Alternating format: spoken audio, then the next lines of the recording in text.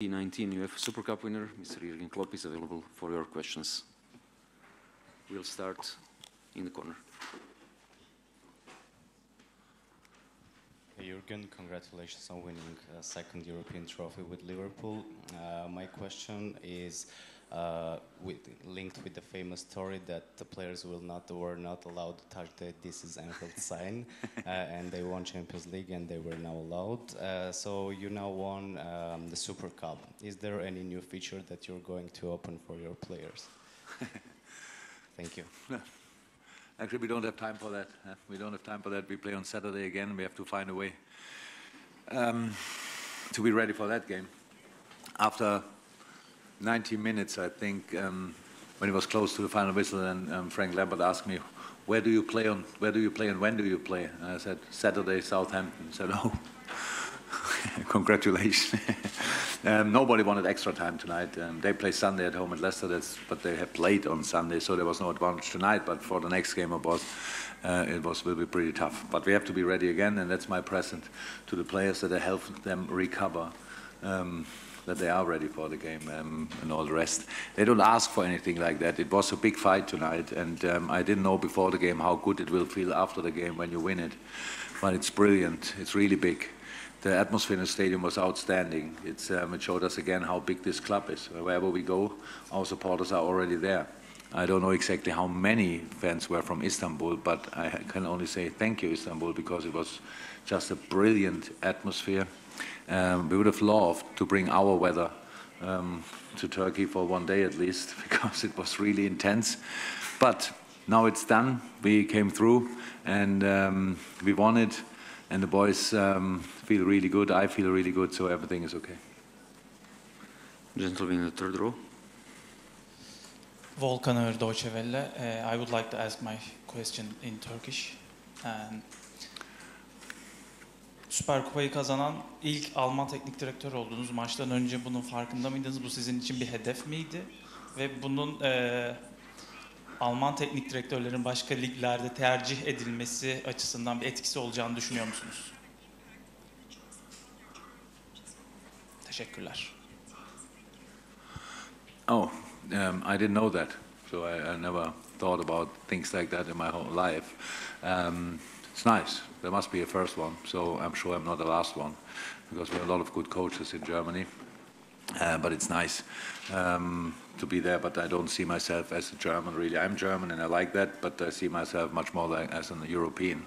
And I felt that tonight, again, that we are all, when we are all have the same targets, then we are so close to each other. In other parts of life, it looks sometimes that we have different ideas, different targets, but as people, we are all the same. We want all the same, and when we have something so wonderful like loving Liverpool FC, then it shows that we could really be much closer together than we are in reality. So it's not about me winning it; it's about LFC winning it for all the people who support us, and I can feel how much it meant to all these people, and that makes me really happy.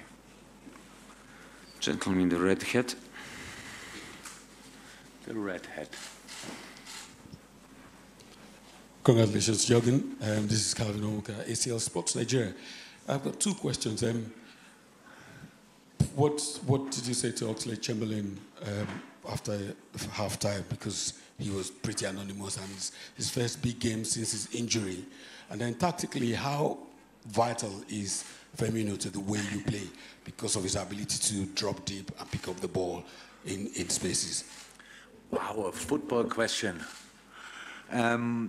I didn't say a lot to Ox. I don't think it was necessary, because Ox, it was very important to have these minutes. It's a position he can play. He can play much better than he did tonight, but that's how it is. And after a long period of, after a long injury, you have to find back the rhythm. And in training, it's already there. And now in the game, he had good moments, but of course not enough for his quality. But it was not about that. I knew it was a very, very intense, or I saw it was a very intense game, so it was clear that we have to make that decision, because we didn't want to push him through. We want to give him the opportunity to perform, to shine, if you want. And in that circumstances, on the position, it obviously was not as possible as we would have wished, but that's then my mistake and not his mistake, because I made the decision. So, yeah, Bobby Firmino is pretty vital, but Sadio Mane can play that position as well. Divock Origi played on that position really well. They're all different, they all have different strengths, but I think for tonight, when a team, the opponent is kind of learns from the game and is gets used to what you do, then it's important that you can make a change, and that was a big change, because Bobby is different to all other players in the world, probably, in that position, and helped us a lot. But it was for him really, really intense. It was not the plan that he plays tonight, 45 but 30 plus extra time, probably 80 minutes. That was not the plan. Now he had to play it, and you saw it was hard for him as well. He had pretty much no preseason. He played after 1 week. That is the problem for us a little bit, that it's our third competitive game where we had to throw in everything to be on top of it. And so after the preseason we know that we have to improve a lot of things. We know that, we see that, but a lot of things were good tonight. And you didn't ask that, but when we talk about football, I have to say it's really difficult how late offside is meanwhile flagged, because you constantly have the feeling if you defended bad and it's no offside, until you are already worried and angry before then the flag is coming, and you don't know exactly, are we high enough, are we not high enough? Our view is not good enough from outside to see if it's offside or not in most of the situation. Then you see it's 2-3 yards offside. So it's brilliant defending, but it doesn't feel like. And that's a real problem. So either way, they have to talk about this again, how we can sort that, or we have to get used to it, which is probably the more likely conclusion. And that's it. How's that? We can play, we will play better football, but for tonight it was only about winning, and we did that. We found again a way to win the game, and that's big. That's really big. It feels incredibly big, and I'm really happy about that. Gentlemen with the glasses. Hi Jurgen, John Murray from the BBC. It's quite a story, isn't it, for your goalkeepers, for Adrian, who's only signed last week, and also Andy Lonergan as well, to be part of a European trophy-winning squad? Yeah, that's how it is. I don't know where Adrian was 2 weeks ago when we played Man City. And when I spoke to him first time, he told me, yes, I had a goalie coach and stuff like this, so it was clear he will need time to get fit. But we didn't have that time, so he has to be fit now, and he was fit. He played an incredible game. He had sensational saves. Both goalies had that, but maybe from Adrian it's a bit more surprising, because without pretty much any preparation, with having 15 minutes. I don't know when he played the last game for West Ham, to be honest, so it's a while ago. Being ready like he was ready tonight is incredible. And he's not only on the pitch a great person, so he showed me already that he's a proper personality in the dressing room as well. He was maybe louder than I was in halftime. I was not loud because I wanted to give some informations, but he was really on his toes, so, and that was good, and it's important and helps us, and he deserves that. Of course, in penalty shoot is always lucky, but the performance over the 120 minutes was incredible. Making the save for the penalty is icing on the cake, and is wonderful.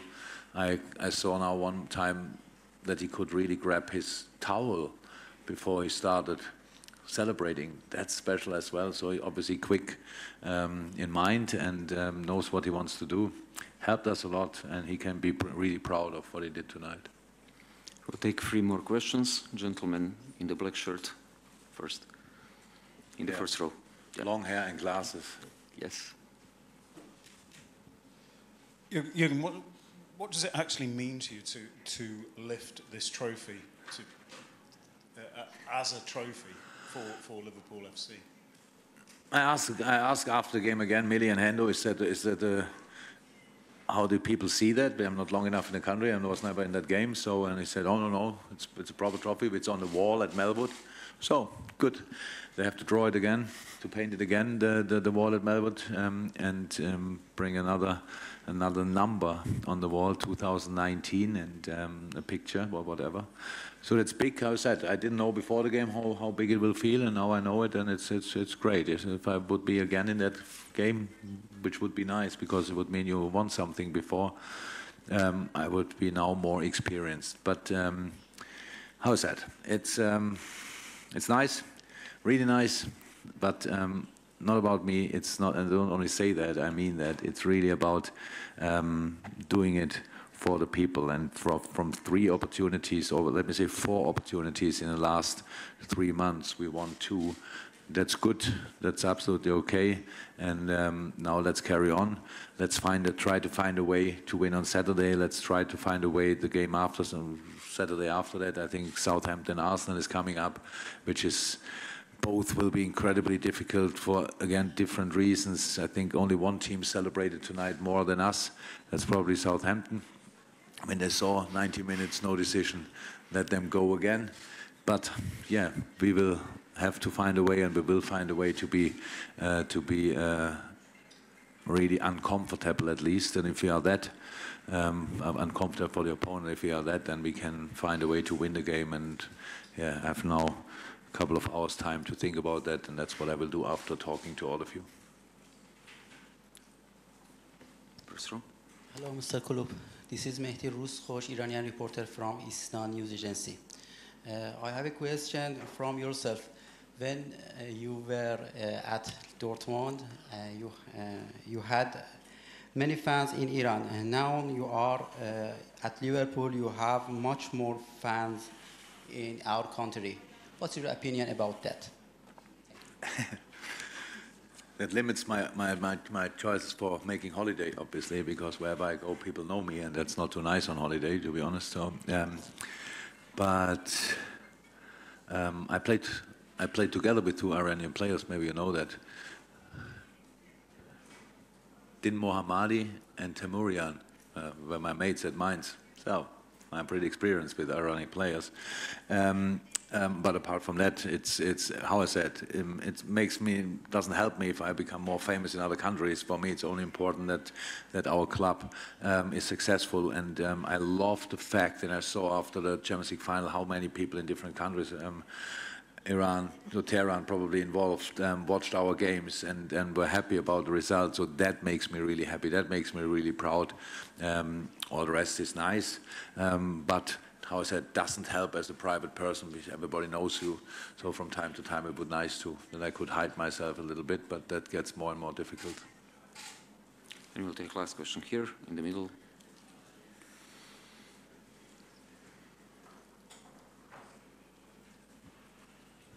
Bilal Nassour at Telegraph newspaper, Australia.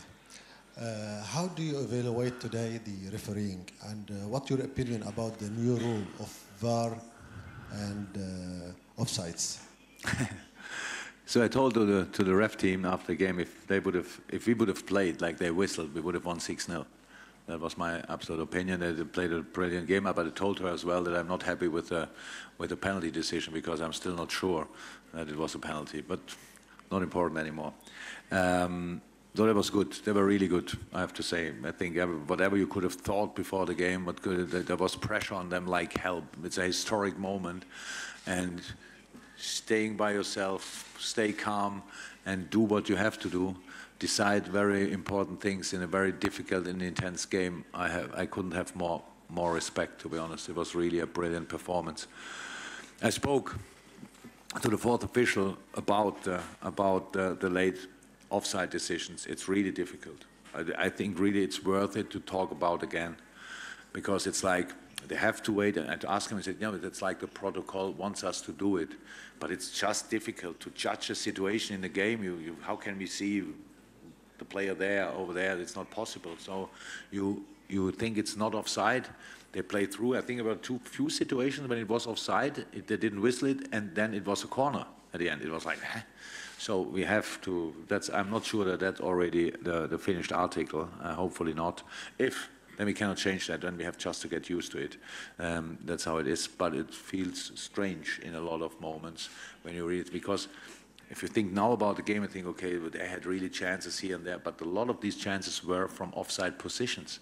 So we have to not only delete that from the official stats, we have to delete them as well from the personal stats, where you have it as well. I think they're shot here, they're shot there, because you forget that it was clear offside, and that's something, how I said, would be nice if they could talk about it again and have a proper look on it, and then maybe they can go back to the good old offside decision, if that would be possible. Just it's offside, flag up, go, and let's play in the other direction.